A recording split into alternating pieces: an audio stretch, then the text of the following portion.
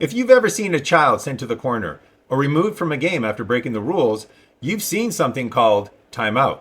But did you know that in behavior analysis, timeout isn't just about taking a break or sitting out? It's a clearly defined intervention with specific rules, procedures, and goals. And today we're going to introduce you to the world of timeout, talk about those specific rules, procedures, and goals, because I am Dr. Igor Yurichevich, and this is behavior modification. Let's go.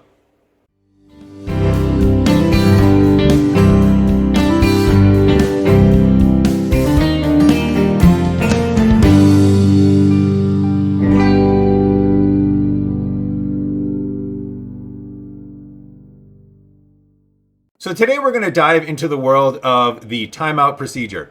And that procedure actually falls under the umbrella of negative punishment. So let's get a grip on what negative punishment is first, and then we're going to dive into one specific form of negative punishment, which is the timeout procedure. So for our working definition of negative punishment, we are going to go back to Cooper, Heron, and Heward. And we're going to use their definition of negative punishment, specifically that in negative punishment, a response is followed immediately by the removal of a stimulus that decreases future occurrences of similar responses. So this definition highlights all the major key points of negative punishment. So in negative punishment, a response is followed. It's followed by something. So there's a contingency there where a behavior, a certain response, is followed by something. What is it followed by? It's followed by the removal of a stimulus. That's the negative aspect of it. The removal of something means that it's a negative contingency. And what that removal does is it decreases those future occurrences of that response. And that decrease is the punishment part of it. So we have a contingency, a response is followed by something. That contingency is negative, the removal of a stimulus. And the effect of that is punishment decreases in the future occurrence of that response. So if you need a little bit more of an overview of what negative punishment is, highly recommend check out this video right here. What is positive versus negative reinforcement versus punishment, where we talk about negative punishment. And then just to kind of contrast this idea of negative punishment with what it is not, which is negative reinforcement, highly recommend check out this video here on what is negative reinforcement. Also talks about the 4 contingencies of operant conditioning, of which negative punishment is one. So today we're going to take not a look at an overview of negative punishment, but specifically a look at one specific type of negative punishment, which is timeout from positive reinforcement. So usually this is referred to in the shortened form of timeout, but technically the phrase is timeout from positive reinforcement. So let's take a look at what that actually is. So the definition of the timeout from positive reinforcement procedure has the timeout aspect of it. So it's an immediate response contingent loss of access to positive reinforcers. So because a target behavior occurred, reinforcers are removed. The learner loses access to the positive reinforcers for a specific period of time. And then in order for something to actually function as negative punishment, in order for a timeout procedure to actually be a negative punishment procedure, it has to have that function that it reduces or results in a decrease in the future behavior. So a decrease in the frequency, a decrease in the intensity, basically a decrease in that future behavior. So for example, if you have a child that throws blocks during play, and this is a target behavior that you want to get rid of, you can use a negative punishment procedure, a timeout procedure, where that child loses access to those blocks for 2 minutes. So the positive reinforcers of the blocks are removed. And then if that block throwing decreases over time, that means that that timeout procedure is functioning. That timeout procedure is negative punishment, took the blocks away, block throwing went down, negative, take the blocks away, block throwing goes down, punishment. So there are 3 conditions that we can use to make sure that the timeout procedures that we implement are maximally effective. And those 3 conditions are, first, the time in environment must be reinforcing and distinct from the timeout. So when you implement a timeout procedure, you have the time in environment, and that is your typical environment where the reinforcers are being delivered. And then you have your time out environment, and that is where the reinforcers are removed. So those are two distinct entities in this procedure. You have your time in environment where the reinforcers are available, timeout environment where the reinforcers are removed. Your time in environment must be reinforcing, and it has to be somehow made distinct from the timeout environment.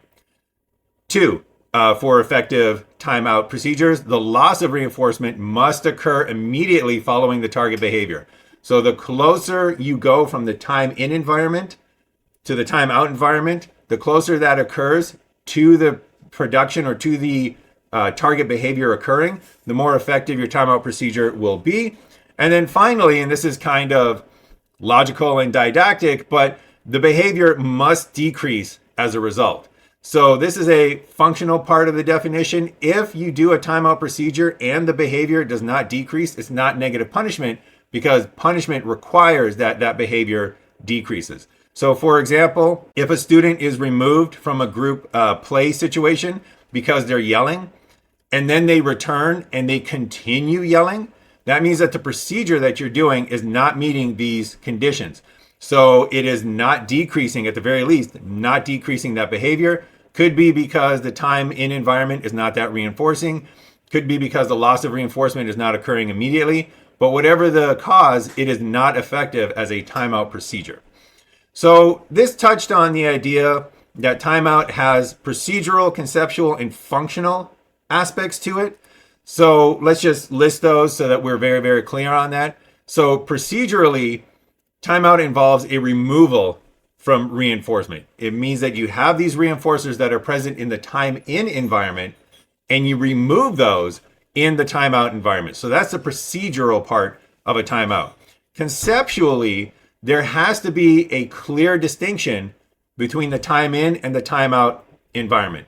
So there has to be a noticeable difference where the learner will be aware that they are in a time in situation and reinforcers are available, or they're in a timeout situation, reinforcers are not available. And then the functional aspect of this is that the behavior must decrease. So for it to be timeout, a negative punishment situation, that target behavior has to decrease. So for example, if you place a child that is misbehaving in detention, so say that you're at a school, you place a child in detention, that may not work if the detention peers are actually reinforcing and that socialization occurs, during the detention period. So in this case, the procedural aspects, the removal from reinforcement was not complete. The conceptual aspect might not have been satisfied, where there's not a clear distinction between time in versus time out situations. And clearly, functionally, it's not working, this so-called timeout procedure, this detention, because the behavior has not decreased. So keeping those ideas in mind, procedural, the conceptual, and the functional perspectives, we're now going to take a look at the different types of timeout tactics that you can use. And basically, these fall into two groups. They are the non-exclusion timeout procedures, and then there are the exclusion timeout procedures. And we'll talk about what that means right now when we start with the non-exclusion timeout procedures. So a non-exclusion timeout procedure is where the learner stays in the timeout setting. So after the problem behavior occurs, after that target behavior occurs, the learner actually remains in the time in environment, but the reinforcers are removed. So this is a non-exclusion timeout procedure because the learner is not excluded from the time in environment. It's just that the reinforcers are removed. So one example of this, or one implementation of this, is called planned ignoring. And this is where you withdraw social attention after a problem behavior. So for example, if you have a partner that is always on their phone during a conversation and is not paying attention, you can do a non-exclusion timeout, a planned ignoring, by simply leaving the conversation. So you withdraw that social attention, you withdraw any reinforcers that are associated with that social attention coming from you, but the learner stays in the environment. So it's non-exclusion. They didn't have to leave the room, but you did withdraw social attention. So that is the planned ignoring version of the non-exclusion timeout. In non-exclusion timeout, a second form of this is to terminate specific reinforcer contact. So in this case, you remove a specific reinforcer contingent on the problem behavior. So for example, if you have a friend and you invite them over to play a video game and they begin yelling at the game or they start throwing a tantrum, then what you can do is you can terminate the specific reinforcer contact by removing the controller. So it's not a removal of a general type of reinforcer like social attention. What it is, it's the removal of a specific particular reinforcer contingent upon the bad behavior. So if you yell at the screen or if you throw a tantrum, the controller is taken away for a specified period of time. That is the timeout procedure where you terminate that specific reinforcer contact. Another version of the non-exclusion timeout procedures is contingent observation. And in contingent observation, the learner, the person with the problem behavior, is moved to a situation where they're allowed to observe other people in the environment, but they cannot participate. So they're still in the environment. It's not exclusion. It's not taking them out of the environment, but now they're removed from any reinforcers that come about due to participating in activities. So an example of this would be if you have a student that misbehaves during group time, they might be instructed that they are now only allowed to sit and watch quietly for 3 minutes. They're not allowed to use the petri dish. They're not allowed to use the microscope. They're not allowed to write on the chalkboard. They haven't been removed from the environment, but those reinforcers of being able to engage with these materials, that has been removed. So that is a contingent observation. You can sit and watch, but you can't do anything else. Still in the environment, but those activity reinforcers have been removed. And then finally, we have the non-exclusion timeout procedure of the partition or selected space. So the partitioned space or selected space. And this is where they actually move. They still stay in the environment, but they move to a visible but restricted area within the environment. So the classic example of this is making somebody sit in the corner for a short period for a timeout procedure. So problem behavior occurred. That child goes to the corner for, let's say, 3 minutes. The child is still in the environment, but they are now in a restricted area of the environment, still in that environment, non-exclusion, but now those reinforcers have been removed because they are in that restricted area. So those are the 4 types of non-exclusion timeout. We're now going to turn to the 2 types of exclusion timeout. And this is where the individual that does the problem behavior is actually physically removed from the time in environment. So they don't stay in the environment, they're actually moved to a new environment. So the first type of this is where the participant is removed from the time in setting. And a classic example of this would be a timeout room. So it'll be a space where it's supervised, it's minimally reinforcing, it's going to be used briefly, but it's a space that doesn't have reinforcement in possibilities in that space. So the kind of extreme example in our culture is if you get sentenced to jail. So you are being physically removed from your time and environment, which is the rest of the world. And now you are in a supervised, very minimally reinforcing space in jail, hopefully very briefly. A more sort of typical example for schools would be if you get placed into a detention room. So a student is escorted to this quiet room. Nothing is going on in there. There's no real stimulation in there for about 3 minutes, let's say. And that would be an example of participant removed from time in setting. Now, the opposite of that in the exclusion timeout procedure is where not the participant is removed from the time in setting, but the time in setting is actually removed from the participant. So in this case, the reinforcers are removed, but the participant stays in place. So one of the clearest examples of this time in setting removed from participant is the use of video games and the game over screen. So in a video game, the game over screen removes the gameplay for a certain time. So the environment is that world that you exist in when you're playing the game space, the game world, and that game over screen gets removed or removes you from that environment. So the reinforcers are removed, but you actually stay in that environment. You still have the controller, you're still in front of the monitor. So when that game over screen pops up, it's going to take a certain amount of time before the game over screen is finished, say about 20 seconds. And this occurs after losing your last life. So the result of this is that you might stop making careless moves in the game. That is, you get good. But basically, that game over screen removes all the reinforcers. You stay in place. You're still in front of the screen, but you are no longer able to access that environment. So it's that time in setting is actually removed from the participant in this case. All right, so today we looked at a few different types of timeout and just a general idea of a timeout procedure. So some of the key benefits of the timeout procedure, number one is the ease of use. So especially with those non-exclusion procedures where you don't have to physically remove an individual from the environment, timeout is typically simple to implement. So go sit in a corner, typically simple to implement. Planned ignoring, very simple to implement. So timeout procedures are very often very easy to use. The second benefit of the timeout procedures is that they are accepted amongst practitioners. So amongst people that use behavior modification procedures, timeout procedures are viewed as fair, they're viewed as appropriate, and they're viewed as effective, more so than some other behavior modification procedures like positive punishment. So timeout is typically viewed as being more fair, more appropriate, and still being effective to change those problem behaviors. Number three key benefit is that there's often a rapid behavior reduction. So this often produces moderate to quick decreases in the problem behavior.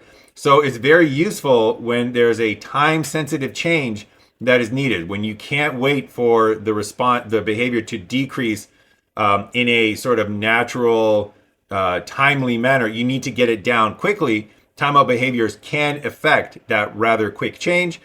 And then also it can be combined with other interventions. So we've seen this in previous videos where combining a particular intervention with other interventions just makes it more effective. So timeout procedures works very well with differential reinforcement, where you differentially reinforce the target behaviors that are positive, the good target behaviors, while reducing those problem behaviors. You can combine timeout with differential reinforcement of alternative behaviors or other behaviors, and it works very well with some of these other interventions. All right, so that's what I wanted to cover for today. So just kind of give you a brief recap. We looked today at negative punishment, specifically focusing on timeout from from positive reinforcement. We looked at timeout tactics, non-exclusion timeout tactics like planned ignoring, terminating that specific reinforcer contact, contingent observation, and partitioning the space or using a selected space. And then we also looked at exclusion timeout procedures, such as the use of a timeout room or the time in setting being removed from the participant. So timeout room, remove the participant from the setting. Time in setting removed from the participant is also an exclusion version of the timeout. And we also mentioned the key benefits of timeout, one of the reasons why this is such a popular intervention. Very easy to use, very acceptable, seen as fair. Rapid behavior reduction is possible, and it can be combined with other interventions to increase the effectiveness of the behavior modification. So that's it for what I wanted to cover today. Next time, we are going to see how to use timeout effectively. So now you know what it is, and you know some of the ins and outs of the timeout procedure, but we're going to make sure that if you do decide to implement a timeout procedure, you can do this as effectively as possible to maximize that behavior change. So that's going to be next time, but until then, stay frosty, stay functional, and go modify some behavior.